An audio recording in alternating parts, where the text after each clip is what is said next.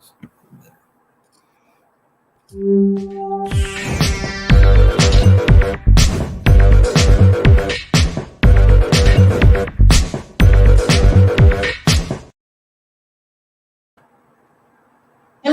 and welcome to the Be the CEO of Your Life live show. I'm Yvonne of Amazing Self Coaching, and I help bigger entrepreneurs to elevate their business by getting them more focused so they have more time to bring in more clients and enjoy their life. And today I'm very excited because with me is Lyle. Hello, Lyle. Good morning. Good morning to you. Before we go on, can you introduce yourself shortly so that people know who you are and what you do? Thank you, Yvonne. I'm Lyle Solomon. I'm an attorney in California, in Northern California. I've been licensed in California for more than 18 years and in practice for more than 30 now. My primary focus is working with one of my largest clients, which is Oakview Law Group, where I am the principal attorney, focusing there on consumer debt and consumer debt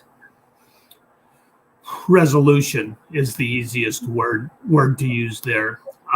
Outside of working with Oakview Law Group, I do civil litigation as my main focus. So that's who I am as far as my business and my practice.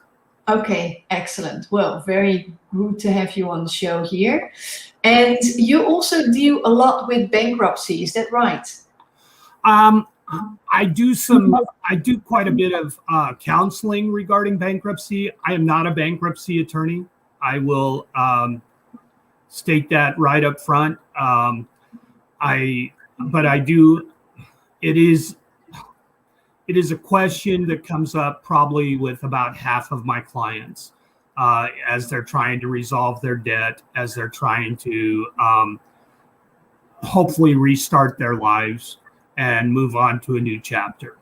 Right. Okay. So that sounds serious. If half of your clients have to some ways or deal with possibly bankruptcy. So how about we take it further back, that people actually do not get there? What can you share with business owners and with other people that they kind of maybe can avoid it, or what great insights do you have for us? Well, I don't know if I have great insights, but from my experience, the biggest mistake that people make is a lack of communication. And let me give you an example of that. Years ago, I was called in to work with a small business that found itself considering bankruptcy, among other things. And this was back about at the recession, 2009 area. And what had happened for this company was their two largest customers, who were on a regular monthly pay basis, had both filed bankruptcy within the same month. And as you can imagine, that meant a great decline in my client's income. Yes. And so, the first thing we had to sit down and do is look at where they were financially. Who were the people, who were the creditors that they had to deal with, and then map out a plan of how to deal with those creditors. And the first thing that I had a partner at that time that was working with me with that client. And the first thing we did was we contacted those creditors, and we were just very, very transparent about it, very upfront with them that, our clients had several options. One option, and we were upfront that one option they were considering was bankruptcy. They did not want to go to bankruptcy, and they ultimately did not go to bankruptcy. And I'm happy to say that today they are still a thriving business and have satisfied all of those creditors. And here's the reality of it. They didn't satisfy, every one of those creditors had to make some kind of concession. Sure. But they were willing, it happened because we went and had conversation with them. So whether it's a small business, a large business, or an individual, it may or may not be a great insight, but my first advice is go talk to those creditors. And because as my client found out, those two clients never came and said, hey, we're having difficulty, we're considering bankruptcy. We just got notice in the mail of those bankruptcies. And my client ultimately received nothing on those accounts receivable from those two clients. Right. And if we had not immediately gone out and started talking with their creditors, the snowball effect of it could have been, bankruptcy for them, for my client, possibly bankruptcy for some of those creditors. Yeah. And we avoided it by the fact that we went and had conversations and we talked about it openly. Yeah. Now, were those creditors all happy to do that? No. But they all realized that they could have found themselves in the same boat as my client and not, if they'd forced my client in bankruptcy, they could have found themselves not receiving anything. Yeah. And being a total loss as opposed to being patient. And some of them weren't, really patient, but they figured it out pretty quick that if they weren't patient, we shuffled them to the bottom of the pile. Yeah. And, and some of them we actually had to deal with in court and, go through the judgment, the collection, the court's sanctioned collection process. But our ultimate goal was not to have to file bankruptcy, find a way not to. And that can work I have that conversation with individuals fairly regularly that, go talk to them. Go talk to, and I always advise my clients also, go talk to a certified bankruptcy attorney and, for their input on it. I mean, my input is as looking at it as a business, from the business standpoint of it. Yeah. Would I rather have 10 cent, would I rather have a smaller payment today and keep those payments coming? Or do I want to force this business, this individual into bankruptcy to a point that they feel that bankruptcy is their only option? And the likely event, especially my experience from what I've seen in individuals, is that it results in a total discharge with no creditor majority of creditors not being paid anything. And so, you got to try and I try to present it in what I hope will be a win-win for both the consumer and the creditor. Yeah. Yeah, I hear you. And Lyle, you did those negotiations for your client, right? Is it always something that you would recommend to have your lawyer help there? Because especially when creditors aren't that keen, and I can imagine that they're not keen, if you're expecting someone to pay you in full and then you have to negotiate, I understand that there's a merit to it to work with them, but I can also imagine if you're the business owner who's on the verge of going bankruptcy and you're emotional, you're drained, you're not in a great position, I think. That would be, so is it then indeed worthwhile to hire you or can I do it myself? What would be your recommendation there? Well, I have associates, other attorneys who always say you have to hire an attorney. Right. And my answer is it depends. Now, with my client in 2009, majority of their creditors were people that they had dealt with for years. This is a business that had been around since 1975, I believe was the year. And so they had been dealing with these creditors for years. And they had personal relationships, and we we got involved in talking with the majority of those creditors when they got tired of talking with our clients and turned it over to their attorneys. Right. It was attorneys talking back to each other rather than me going directly to the creditor. And so, if you have a personal relationship with a creditor, use it. Yeah. Is my advice. When it's a corporate creditor, you may have better luck having an attorney go and talk to them because you're not going to have any kind of personal relationship. The one that comes to mind is dealing with specifically with large credit card companies. I have yet to have an individual say that they had much luck dealing with the credit card company on their, trying to make some kind of arrangement on their own, because they're not getting to somebody that they have any kind of relationship with other than the fact that they send a check or a money order every month. Yeah.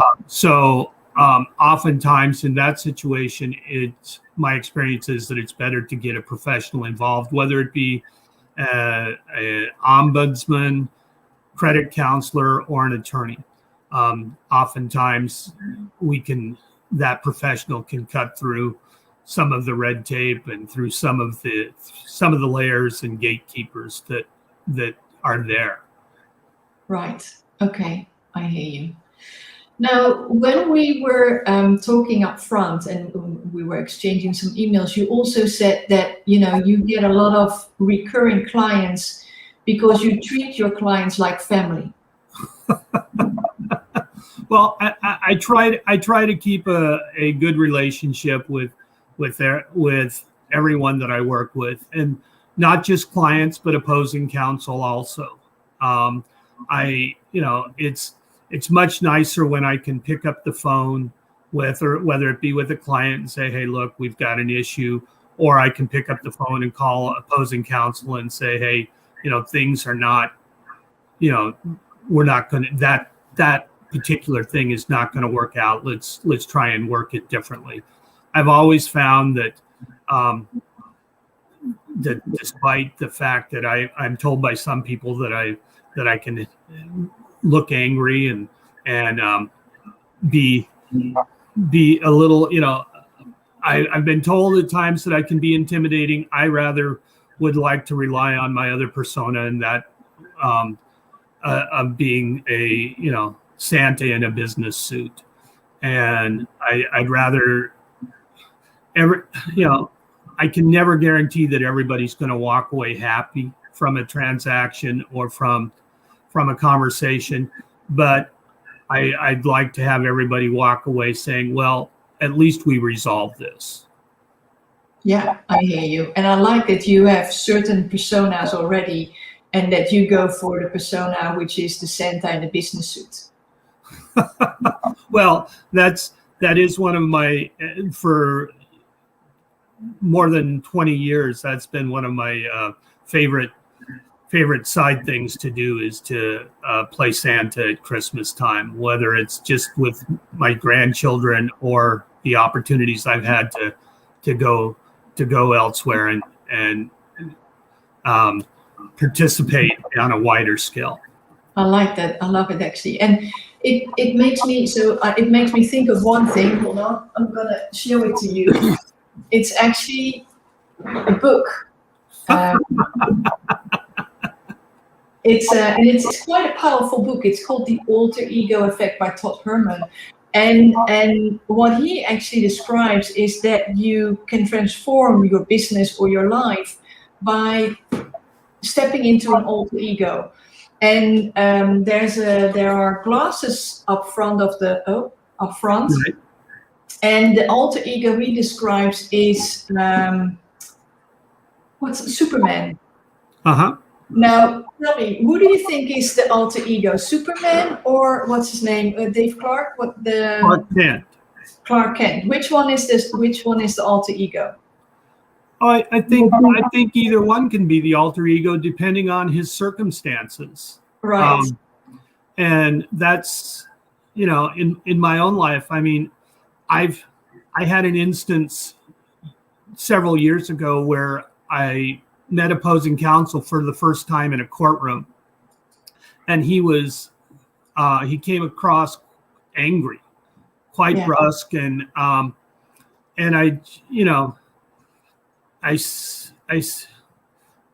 I was talking with I finally just quit trying to talk with him. And we were waiting for the judge. And while we waited, I started talking with the deputy who I had known for several years by that point. And the deputy asked me a question, and I said, "Oh yeah, here's the latest picture," and pulled up my phone and showed him the latest picture of Santa. I think that at that time it was Santa ziplining. And the opposing counsel heard this, and he immediately, says, "Santa, you play Santa?" And I said, "Yeah." And I said, "Would you like to see?" And so I showed him, and I have a selection of pictures on my phone of Santa on a zip line, Santa in a kayak, different things like that. And his entire demeanor softened. And he says, "So, what do you do with these pictures?" And I said, "Well, they're usually the Christmas card my wife and I send out." "Oh, you got to put me on your Christmas card list." And as I say, his entire demeanor changed. And it wasn't because I had made some brilliant legal argument, but because he saw me differently now. He saw me very differently. And I will admit that I've actually, over the years, have tried to remember to email him our latest Christmas card so he can see what Santa is doing this year, and what he has done. And so, we resolved the case. I don't remember who won, but I do remember that it became a much more pleasant experience. Yeah. And that's, like I say, I did nothing brilliant. I did nothing different than than having a conversation with somebody and sharing a little bit, that alter ego. Yeah. And it touched him somehow. I don't know why, but it did. And it worked out. At least made our interactions more pleasant. Yeah, I hear you. I'm thinking, Lyle, actually, treat your clients like family and they'll be back. But by the sounds of it, it's not just your clients that you're treating like family, or maybe I should say that you are seeing as true human beings, and then and listening to you, I hear that you always try to make the true connection, and from that true connection, a lot of things can change. Well, exactly. I have a man who I met as opposing counsel years ago, who I consider a friend. In fact, I've called him my uncle at times, and introduced him to my wife that way, introduced him to a former client, another client that way. Because, and he's the man who I will credit that attitude, a lot of that attitude, to him. The first time we met, we were in an informal setting outside of a courtroom, but we were both in suit and tie. And when he walked up to be introduced, I noted that he was wearing a Sesame Street tie. And it was a Sesame Street tie that I happen to have hanging in my closet right now. And that is the only time that I recall ever seeing him wear that tie. But he was wearing it that day, and I said to him, "Oh, you're wearing my tie." And his response was, "My tie? I don't drink." And it immediately lightened the mood. And we we have found common interests since then. And he has since retired from active practice of law.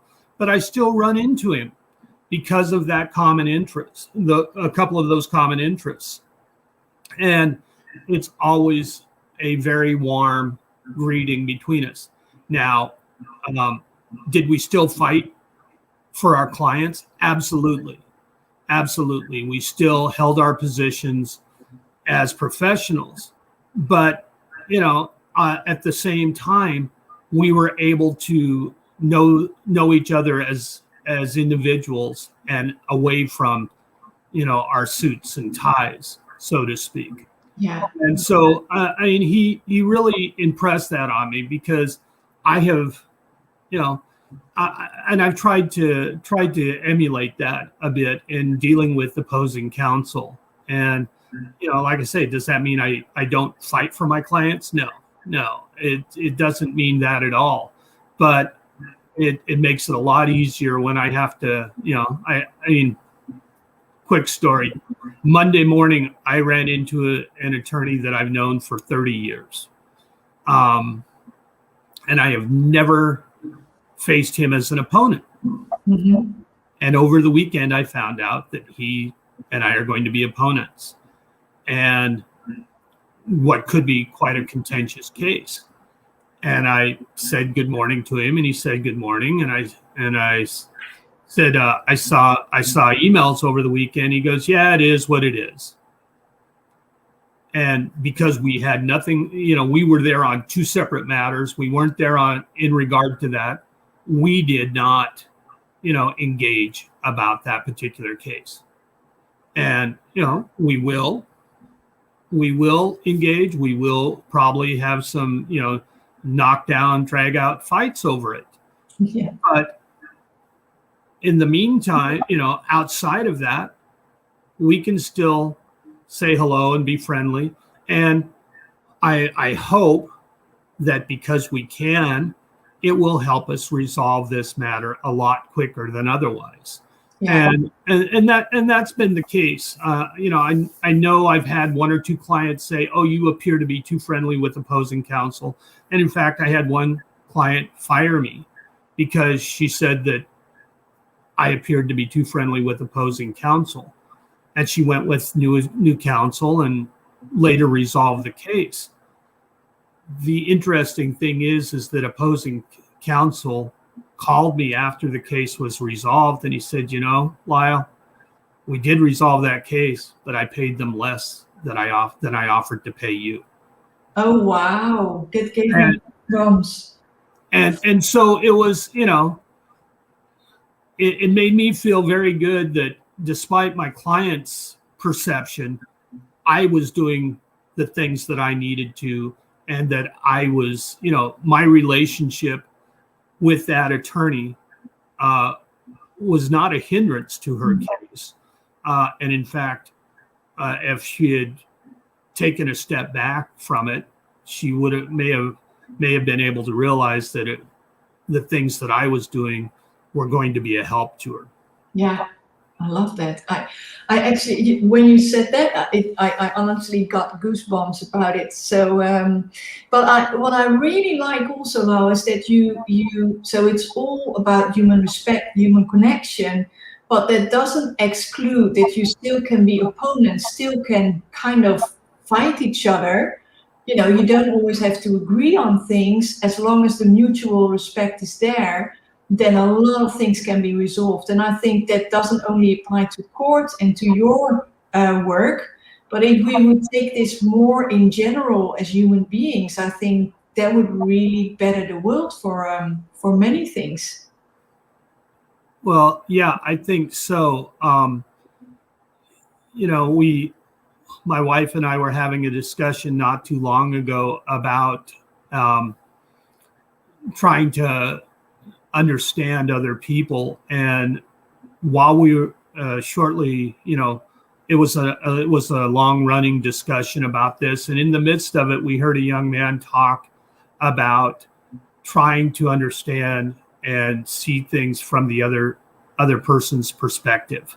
Mm-hmm. And he brought up one of those things that we've all experienced, and that is the driver who is rushing and, you know, maybe weaving in and out of traffic and such. And he said, you know, our human instinct is to, oh my gosh, and, you know, get angry. He says, I've been trying to look at it from a different perspective.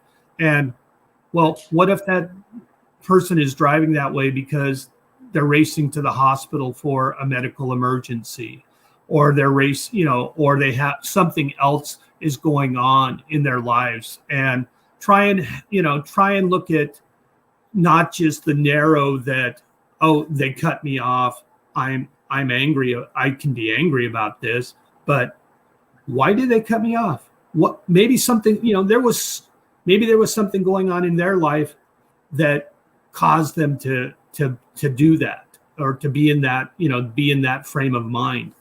And so my wife and I, you know, were having a conversation about that. And like I say, this man we listened to him speak, and in the midst of that conversation, and then turned around and have been trying since then to have a little better, a little different perspective of that, and not jump immediately to the, oh, how dare you, but, well, you know, is there something going on there that, and every once in a while we also, you know, we want to ask, well, is there something there that I could help make that better?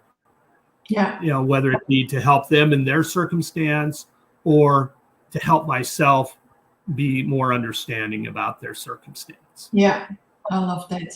I really do. You almost make me feel like, oh, everybody should work with you, even though you're a lawyer.